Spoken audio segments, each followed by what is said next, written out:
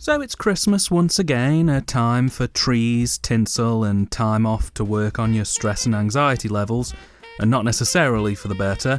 And what better way to kick off this festive season than with another animated Christmas special from our good friends over at Film Roman, a company that simultaneously produced some of the best and blandest animations on TV in the 90s and early 2000s. Today is no exception, as we take a look at 1994's The Bears Who Stole Christmas.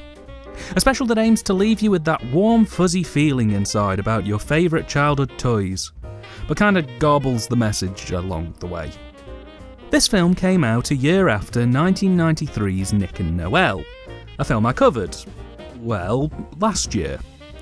And whereas Nick and Noel had some semblance of reality bestowed upon it, this film, well, it's quite frankly away with the Christmas fairies. The plot is ridiculously straightforward. A family's on its ways to Grandma's house on Christmas Eve when out of nowhere a storm breaks out and they become trapped in the middle of nowhere as the drifts slowly consume them. After a time they spot an old cabin in the woods off in the distance and decide to go and check it out. Upon breaking and entering into what can only be described as the Christmas Evil Dead cabin, the family begin to worry that Santa won't be able to find the kids out in the middle of nowhere, especially given that they aren't even supposed to be in the cabin in the first place. They all decide to go to sleep hoping Christmas will happen but assuming it won't. That is until later that night when strange happenings occur in the woods and a spell is cast, causing two of the children's teddy bears, Holly and Christopher, to spring to life. Get it? Because Holly's like Christmas Holly, and Christopher is a bit like Christmas? Anyway, the bears come to life and somehow they have knowledge of the family's predicament prior to them being brought to life. They're heartbroken that their owners won't be able to celebrate Christmas, so they make a vow to go and get the kids a Christmas tree.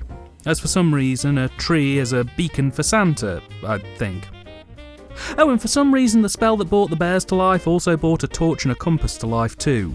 No explanation as to why the whole house isn't alive, but hey-ho.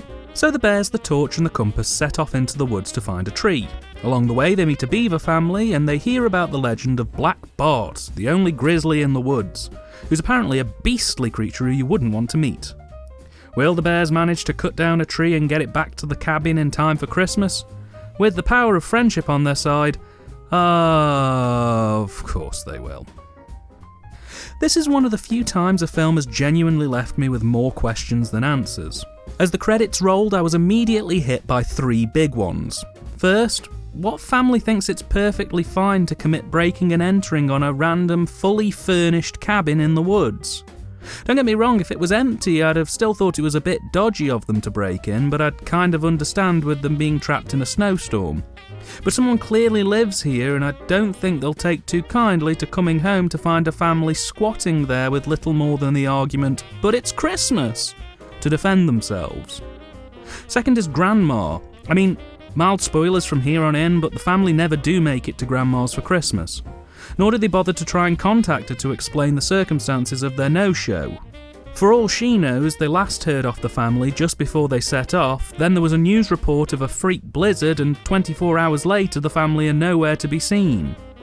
It's a unique way to ruin an old lady's Christmas, I'll give you that, and while I'm sure she'd be grateful come Boxing Day to hear that her family are alive and well, it'll probably be more than a few Christmases before she's willing to overlook this little incident.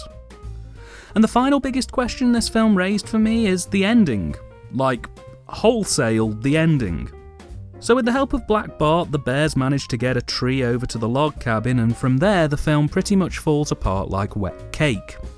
So the house gets decorated with woodland trinkets, but the sun is starting to rise around the time that the bears get to work on that.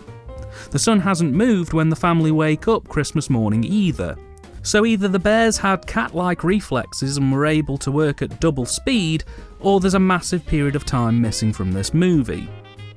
The family come downstairs to find the house covered in bits of twigs and a full-blown Blue Ridge fir stuck in someone else's front room, and they act surprised, like, who could have done this?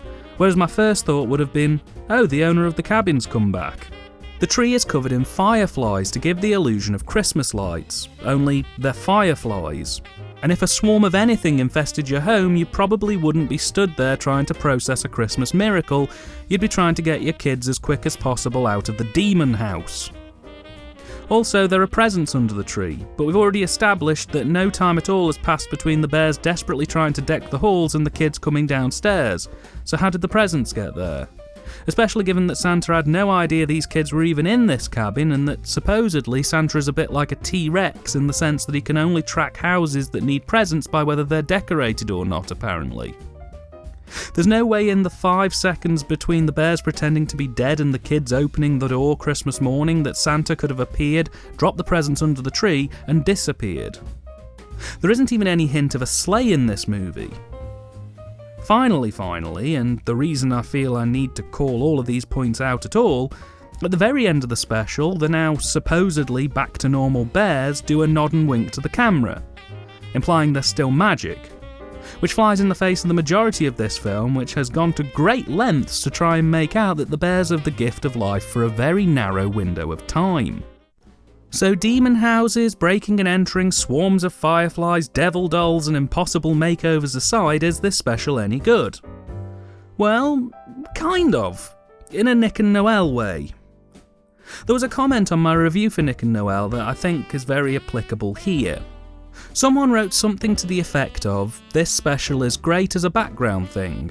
Something you can put on to distract the kids or to put you in a festive mood while you're wrapping presents. Not something you should be actively watching, just festive background noise.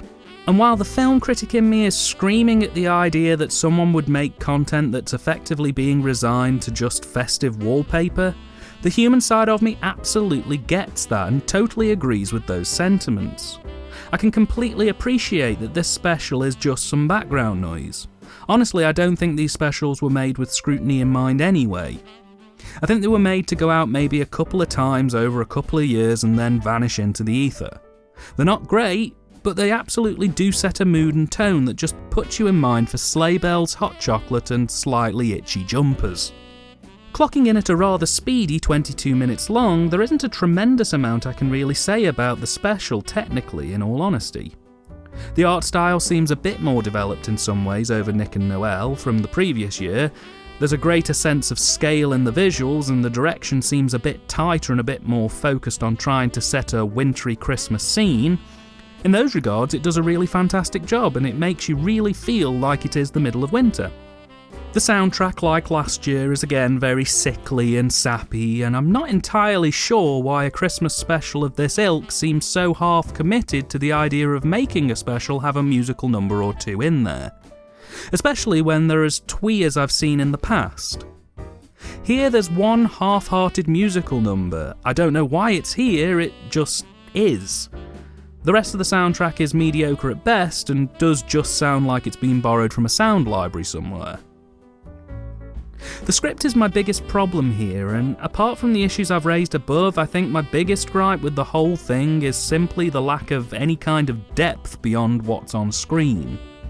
The bears become sentient, go to try get a tree, realise they're toy bears and can't physically lift a tree, get scared by Black Bart, realise Black Bart, while still being a terrible bear, is willing to make exceptions, and then Christmas happens.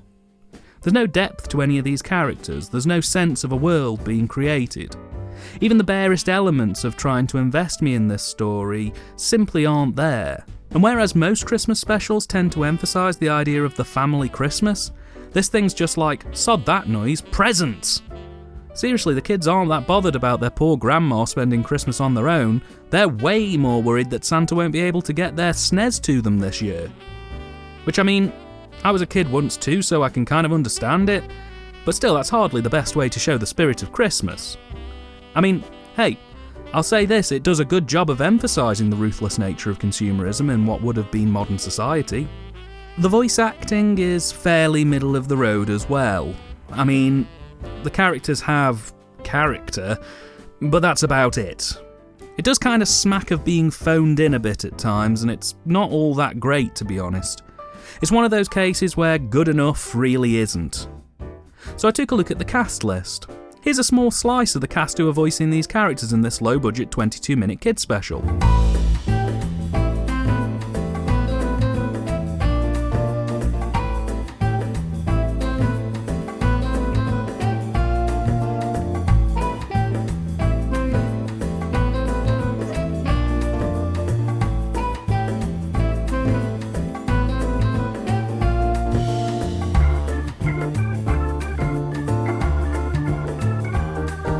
No further comment on that one. Jesus. The Bears Who Saved Christmas was directed by Alan Foster, someone who was more of an animation specialist than an actual director. On the direction front, they were responsible for this, 16 episodes of Garfield and Friends, and an episode of Bobby's World. So I mean, there's some work as a director present, but I suppose there was room for improvement. Making a return to the show are writers Rachel Koretsky and Stephen Whitestone, who were both responsible for last year's bland film of the season, Nick and Noel. Here their dialogue's improved a bit, but their storytelling ability's gone through the floor. It's hard not to look at this as just a bit of a paycheck job rather than something they actually were interested in doing, frankly. Still, that's just my opinion. I'm sure their hearts were in the right place somewhere. I just didn't see it. The Bears Who Saved Christmas was supposedly released on DVD in 2008 by Boulevard Entertainment.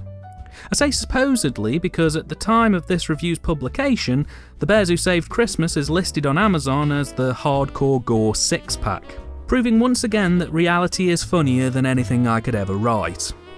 The picture quality is reasonable, nothing too stand out, but hey, it does the job. There are no extras on here, not that I thought there would be, and assuming that it's simply a case of mistitling on Amazon, this is pretty cheap at the time of recording. Though it looks like you might be taking a bit of a gamble if you're buying this for your kids as to whether you're going to end up showing them a lovely but bland Christmas film about bears, or a sextology of gory terror. Ultimately, The Bears Who Saved Christmas, much like Nick and Noel, is just a bit bland. Only, if I had to choose, I think I'd pick Nick and Noel. Because while both films are quite dull, at least Nick and Noel had the dead parent angle, and Nick and Noel as characters had something defining about them. Holly and Christopher are bland characters. There's not one memorable performance in this special, and The Bears Who Saved Christmas is just a fairly hollow and drab affair in this humble critic's opinion. It's all stuffing and no growl, brilliant background fodder to get you into the Christmas spirit, but for God's sake, don't actually watch the thing.